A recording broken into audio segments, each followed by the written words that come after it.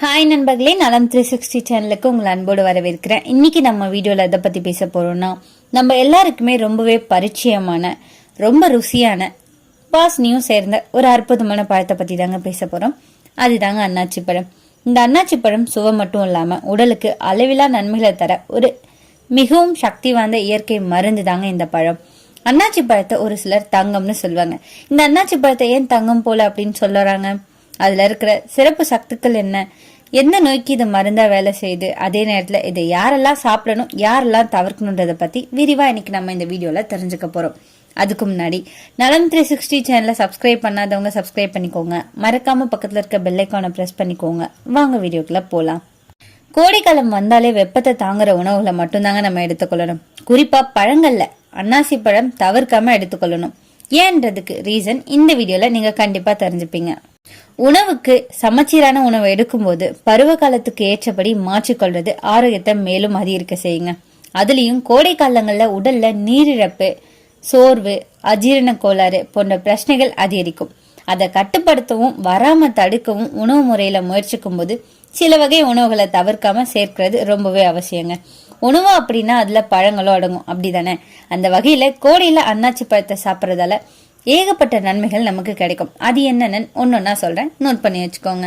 அதுக்கு முன்னாடி இந்த அன்னாச்சி பழத்தை பத்தி ஒரு சின்ன இன்ட்ரோ. அன்னாச்சி பழம் இது ஒரு இயற்கையான வெப்பமண்டல பழம். தென்னிந்தியாவில் குறிப்பா கேரளா, தமிழ்நாடு, அசாம், மேகாலயா போன்ற பகுதிகளில் அதிகமா விளைவிக்கப்படுது. அன்னாச்சி பழத்துல இருக்கிற சில முக்கிய சத்துக்கள் என்னன்னு தெரியுமா? வைட்டமின் சி, இது நோய் எதிர்ப்பு சக்தியை அதிகரிக்குது. மெக்னீசியம், எலும்பு வலிமையை கூட்டுது. புரோமலைன் என்சைம், இது அழற்சியை குறைக்கிற சக்தியை கொண்டது. ஃபைபர், ஜீரணத்துக்கு உதவும். ஆன்டி ஆக்சிடென்ட், செல்கள் ஆரோக்கியமா இருக்க இது உதவியா இருக்கு. இது எல்லாமே சேர்ந்து நம்ம உடலை இளமை, ஆரோக்கியம், சுறுசுறுப்பு நிறைந்ததா வச்சிருக்க உதவியா இருக்கு.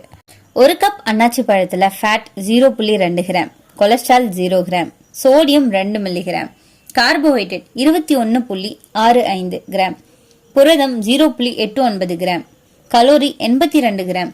ஒரு கப் அன்னாச்சி எடுத்துக்கொள்றது தினசரி அடிப்படையில vitamin C 131%, vitamin A 2%, calcium 2%, இரும்பு சத்து 3% வழங்குதுங்க. இதை தவிர அன்னாச்சி பழத்துல தயாமின், ரைபோஃப்ளோவின், வைட்டமின் B6, லோட், pantothenic acid, magnesium, manganese, potassium, beta carotene, இதர ஆன்டி ஆக்சிடென்ட்களும் இருக்கு.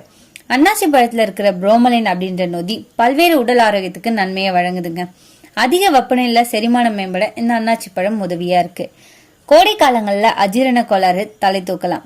ஏற்கனவே அஜீரண கோளாறு கொண்டவங்க கோடையில இன்னும் அதிக அறிகுறியை பெறுவாங்க. அன்னாச்சி பழம் சாப்பிட்றது செரிமானத்தை மேம்படுத்தும். இதுல இருக்கிற புரோமலைன் புரதத்தை உடைக்கவும் செரிமானத்துக்கு உதவுவதாகவும் கருதப்படுது.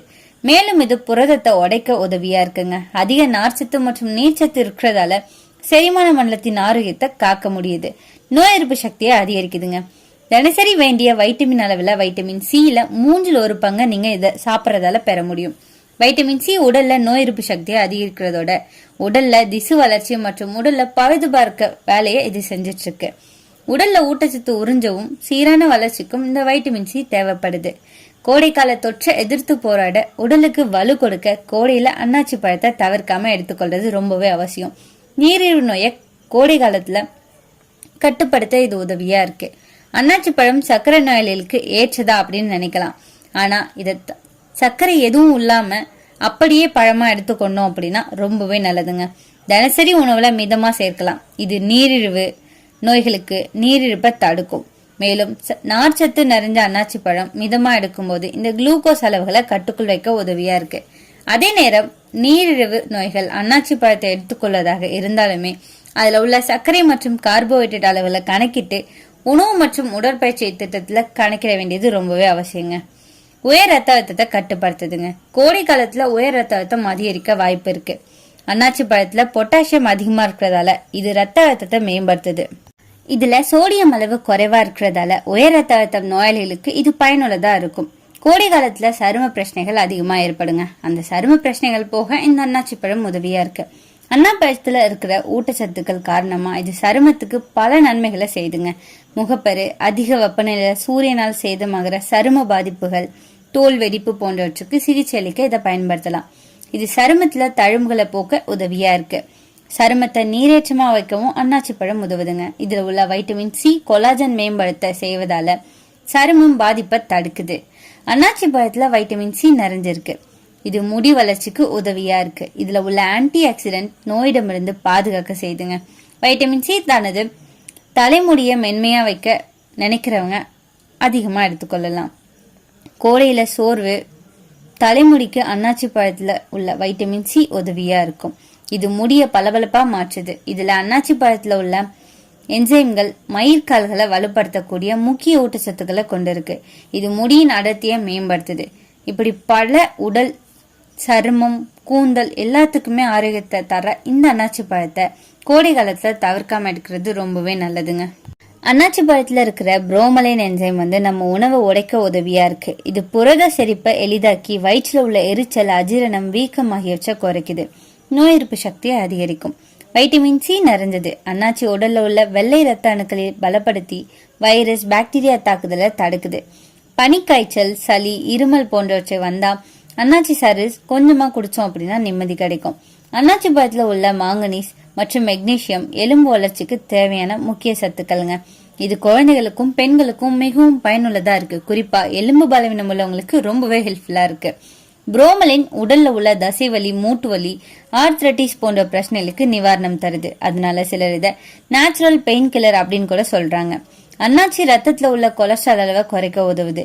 இதய தசைகளை வலுப்படுத்தி ரத்த ஓட்டத்தை சீரா வச்சிருக்க இது உதவியா இருக்கு. ஸோ இதயமும் ஆரோக்கியமா இருக்கும்.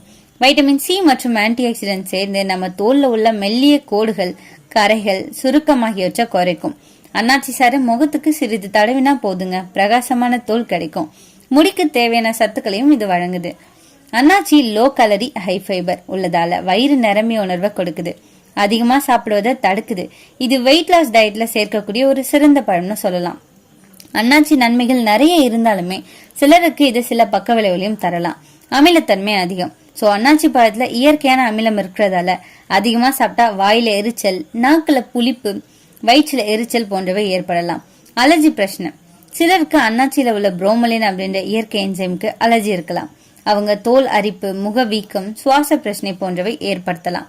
கர்ப்பிணி பெண்கள் கவனமா இருக்கணுங்க. அன்னாச்சி கர்ப்பத்தின் போது ஆரம்ப கட்டத்துல யூட்ரைன் கான்ட்ராக்ஷன் ஏற்படுத்தக்கூடும் அப்படின்றதால முதல் 3 மாதங்களுக்கு இதை தவிர்க்கிறது ரொம்பவே நல்லது. அதிகமா சாப்பிட்டா ஜீரண பிரச்சனை ஏற்படலாம். அன்னாச்சி அதிகமா சாப்பிட்டா வயிற்றுல வாயு, அஜீரணம், மலத்தளர்தல் போன்றவை ஏற்படலாம். கவனமா இருக்கணும். சில antibiotic, blood thinner, sleeping bills போன்ற மருந்துகளோட சேர்த்தோம் அப்படின்னா பாதிப்பு வரக்கூடுங்க. அதனால மருந்து எடுத்துக்கொள்றதுக்கு முன்னாடி மருத்துவரை கேட்ட பிறகு சாப்பிட்றது சிறந்ததுன்னு சொல்லப்படுது. இந்த அன்னாச்சி பழத்தை சாப்பிட்றதுக்கு சில சிறந்த முறைகள் இருக்கு. அது என்ன தெரியுமா? அன்னாச்சி பழத்தை மதிய உணவுக்கு பிறகு அப்படி இல்லைன்னா மாலையில சாப்பிட்றது நல்லது. வெறும் வயிற்றுல சாப்பிடக்கூடாது. சற்று வெந்நீர்ல கழுவி சாப்பிட்டோம்னா இதுல இருக்கிற அமிலத்தன்மை குறையுங்க. ஒரு நாளைக்கு 100 to 180 கிராம் வரை சாப்பிட்றது போதுமானது. இயற்கையின் ஒரு அருமையான பரிசு தான் இந்த அன்னாச்சி பழம். நல்ல முறையில அளவோடு எடுத்தோம்னா இது ஒரு முழுமையான ஆரோக்கியம் உனக்கு. ஆனா அளவுக்கு மீறினா இது மருந்தும் விஷமா மாறுங்க. இதை மட்டும் மறக்காதீங்க. அன்னாச்சி உங்க உணவுல சேர்த்து ஆரோக்கியமா இருங்க. உங்க உடலுக்கும், தோலுக்கும், மனசுக்கும் புத்துணர்ச்சி கிடைக்கும். நீங்க இந்த அன்னாச்சியை என்ன மாதிரி சாப்பிடுவீங்கன்னு கமெண்ட்ல சொல்லிடுங்க. இன்னைக்கு நான் சொன்ன விஷயங்கள் எல்லாமே உங்களுக்கு ஹெல்ப்ஃபுல்லா இருக்கும்னு நம்புறேன். இந்த வீடியோ உங்களுக்கு பிடிச்சிருந்துச்சுன்னா லைக் பண்ணுங்க, ஷேர் பண்ணுங்க.